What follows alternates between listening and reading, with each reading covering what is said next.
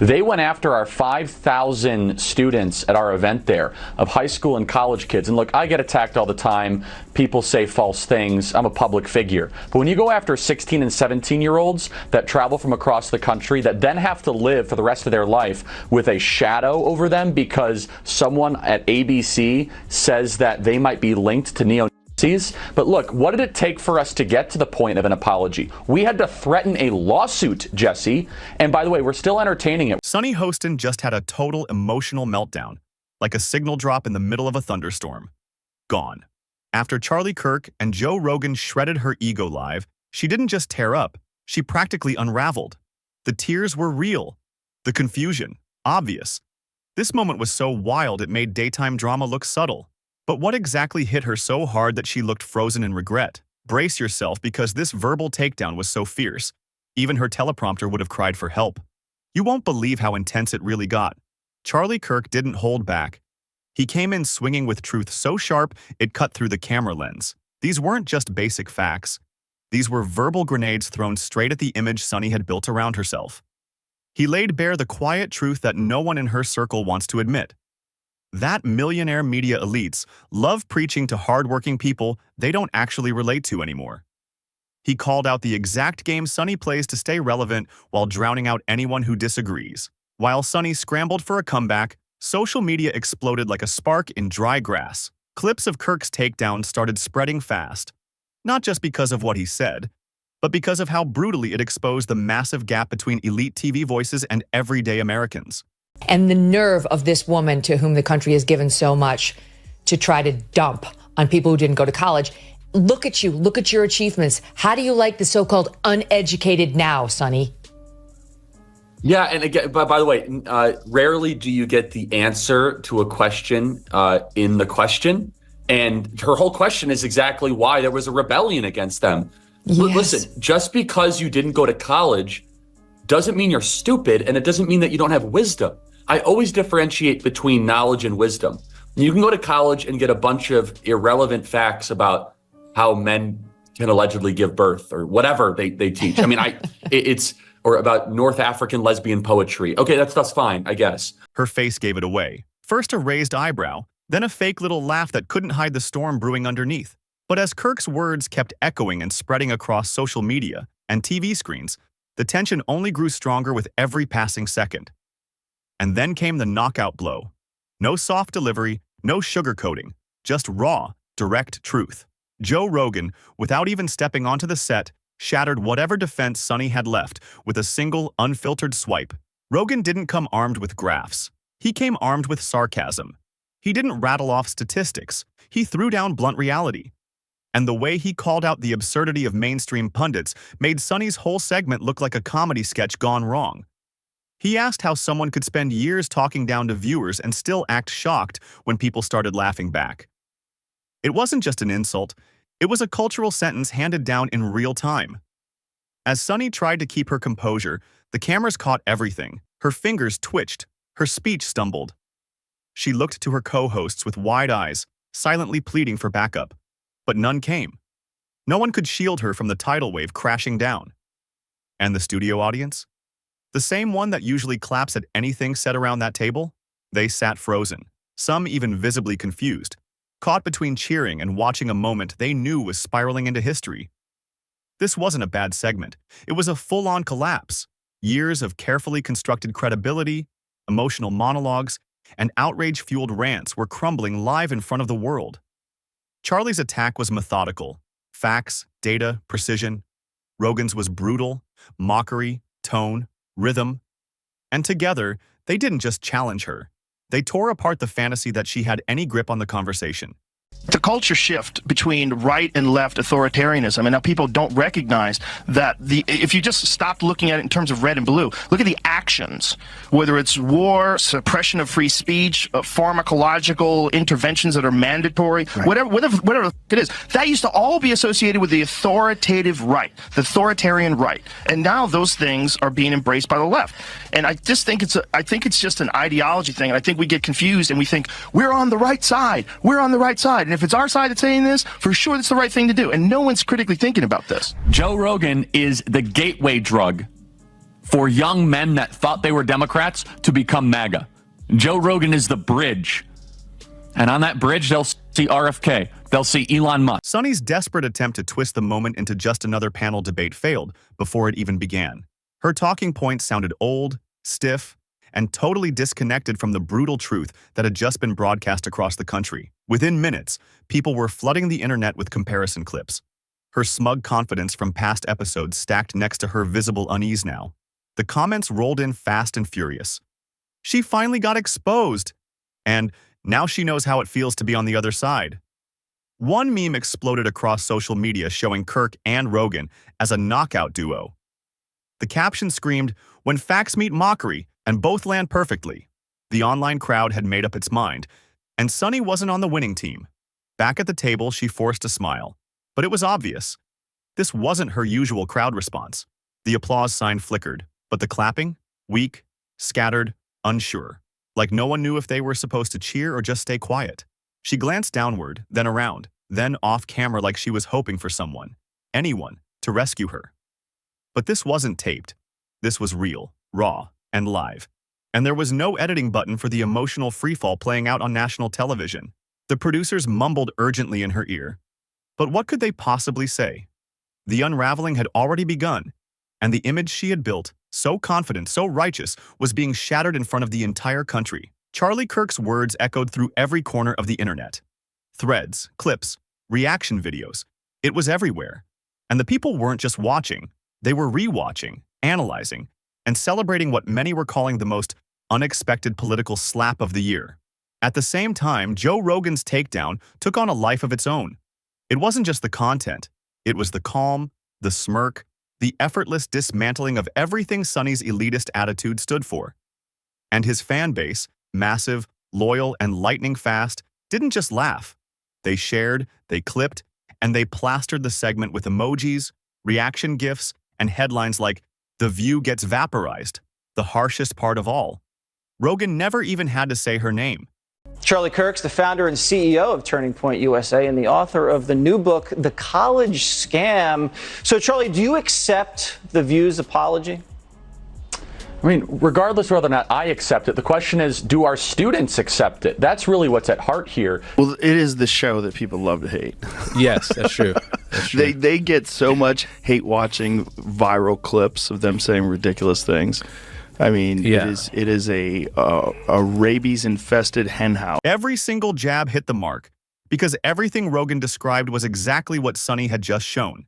Pure entitlement, total detachment, and outrage that felt more rehearsed than real. She made one last attempt to take back control by cutting into the next topic with a dramatic monologue. But this time, no one was buying it. Even her own co-hosts started shifting in their chairs, clearly uncomfortable as the tension in the room grew thick enough to slice. Mid-sentence, she faltered, visibly shaken, her voice cracked. The confidence she was known for vanished, replaced with a shaky defensive tone that made her look completely exposed. Her polished armor had crumbled right there on national TV. One audience member was caught whispering, "She looks like she's gonna cry." And they weren't exaggerating. Her eyes started blinking too fast. Her lips were tight, and her fingers clenched the edge of the table like she was bracing for emotional impact. The cruel twist? Sunny had built her reputation mocking others for being too sensitive, too uninformed, too weak. Yet now, she was the one unraveling, completely undone by the cold force of facts and accountability.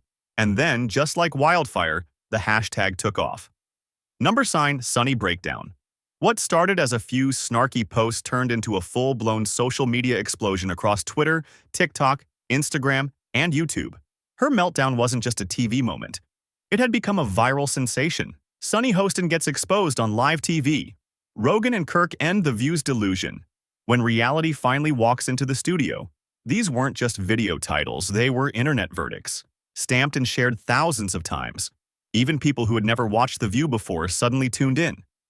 Because watching a media personality so full of herself get dismantled calmly and cleanly, without yelling, without name-calling, is rare gold. And audiences couldn't get enough. Sunny tried to play it cool, but her flushed cheeks told the truth. She grabbed her coffee cup with shaky hands and darted nervous glances toward the backstage curtain, as if hoping someone might end the nightmare. But there was no escape. This wasn't pre-recorded. It wasn't polished. This was raw, unscripted, and unstoppable. Her meltdown had become a national spectacle, and America had a front-row seat. I get it. I also hate Joy Behar. So I don't love you, but I also hate that squawking bird. So I hate the whole thing. And frankly, that show, you want to talk about a show that set women back, is The View. You want to talk about that show. If the CIA is engineering, Antifa and fucking the Capitol riot, some crazy misogynist engineered The View, because there's nothing worse than The View. In terms of, like, there are so many brilliant women out there. None of them are on The View. None of them have gone near the set of The View. Even WhoopiGoldberg, famous for her big reactions, sat strangely silent. Her stillness wasn't support. It was self-preservation. Nobody wanted to be caught standing too close to a career in free fall. By the time the segment ended, Sunny didn't even look like herself anymore. Her eyes were tired, her voice trembling, and her face locked in a look of barely contained panic. She didn't just lose a debate, she lost command of the entire studio. Charlie Kirk didn't have to walk into that building to win. His message was so powerful, it ripped straight through the screen and echoed off every corner of The View's polished set. And Joe Rogan? His calm, razor-sharp takedown of media hypocrisy felt like a stand-up routine, with the precision of a courtroom grilling. He didn't yell, he didn't curse, he just smirked and told the truth. That truth? It scorched, especially for someone like Sunny, who spent years curating the message instead of confronting it. But now the script had flipped, and it wasn't going back. Backstage staff whispered nervously, scrambling to figure out how to salvage the broadcast. But some things can't be fixed. Not when the world has already clipped, posted, and memed every second across the internet. Sunny made one last push. She tried to speak with authority again. But halfway through her sentence, her voice cracked, and instead of a sharp comeback, she let out an awkward cough that hung in the air like defeat. It was the sound of collapse, soft, shaky, and impossible to deny. And as the screen cut to commercial, the frozen expression on her face said everything. This was never how the script was supposed to go. The producers didn't just go to break, they bolted to it. A few seconds of dead air to let her breathe, or maybe just to keep the public from witnessing the next stage of the unraveling. And when the show returned, Sunny looked composed. The episode of you when you were on The View, when you were running for president, you got introduced as our friend Donald Trump. But does he really want to add President of the United States to his resume? A lot of people would like him to. Please let's find out, and please welcome my friend, Donald Trump. That's right. Whoopi Goldberg gives you a big hug and a kiss. Joy Behar gives you a big hug. Barbara Walters gives you a big hug. And then you actually started winning in the polls, and then the machine started working towards you. That red hat that says "Make America Great Again." Might as well just put a sticker on the hat. But it was all just a mask. A thin cover over the wreckage that had unfolded just moments earlier. The internet wasn't buying it, and the audience watching from home could see right through the act. Clips from the meltdown had already jumped across every platform, circulated by journalists, comedians, politicians, and even people who once proudly defended her. One viral comment read, "This was the moment she lost the crowd. I used to support her. Not anymore." Others began posting side-by-side screenshots of her face, one from the confident beginning of the show and another from her shaken state at the end. The caption? "The fastest fall from grace in daytime TV history." And the comparison? Absolutely brutal. The power dynamic had completely flipped, and Sunny felt it in her bones. For the first time, she wasn't steering the show. She was the show, not as a host, but as the cautionary tale. And it wasn't inspiring. It was painful to watch. Charlie and Joe never needed to be in the same studio. Their voices did all the damage. One fired off statistics like arrows, the other sliced through the nonsense with cold humor. And together, they left a crater where the show's credibility once stood. In an instant, the curtain was pulled. Not on the set, but on the act. The confident commentator, the moral compass, the seasoned media warrior, all gone. Left behind was a woman who clearly had no idea what just hit her. No teleprompter could have helped her now. You can prepare a speech, but you can't prepare for reality when it crashes through like a wrecking ball in heels and a headset. And the memes? They just kept coming. One showed a beaming Sonny from the intro beside a disheveled, stunned Sonny from the final moments. The caption read, "When the echo chamber finally echoes back." It was ruthless, but it wasn't wrong. For once, both political sides found rare agreement. She had nothing left to say. Not because she wasn't given the opportunity, but because she couldn't survive the pressure of real, honest questions. Rogan's fans called it a vibe shift. Kirk's followers labeled it the reckoning. And everyday people, the ones often mocked by elites for what they believe, how they vote, or what they do for a living, simply nodded and shared the video. This wasn't just another live TV slip. It was a full-on shift in gravity. One unscripted, jaw-dropping moment that revealed how far media elites have drifted from everyday people and how quickly they can come crashing back down to earth.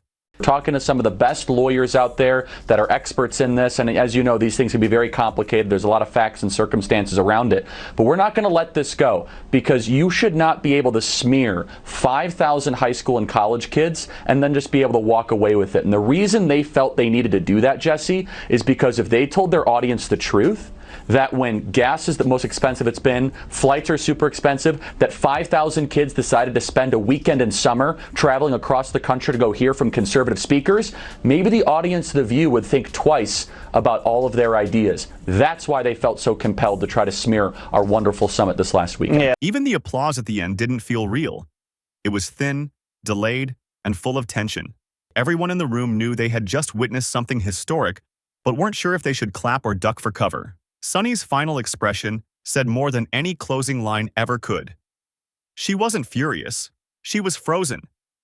Like someone who had practiced for the spotlight her whole life, only to be overwhelmed by the glare the moment the script slipped from her hands.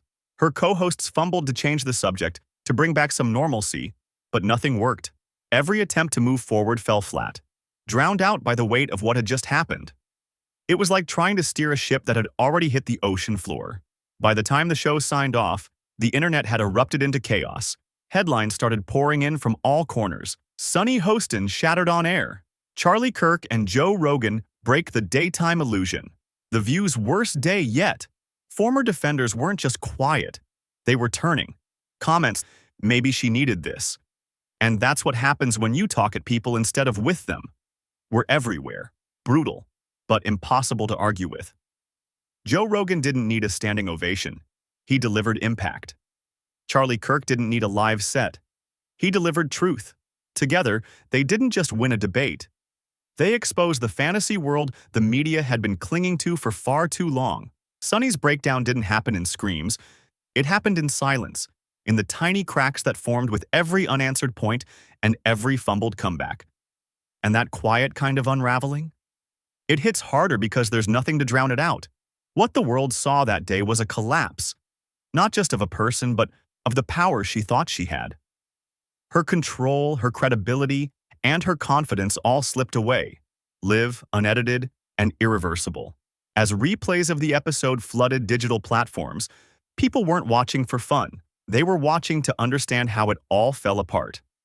It became a masterclass in what happens when carefully scripted narratives run headfirst into unfiltered truth.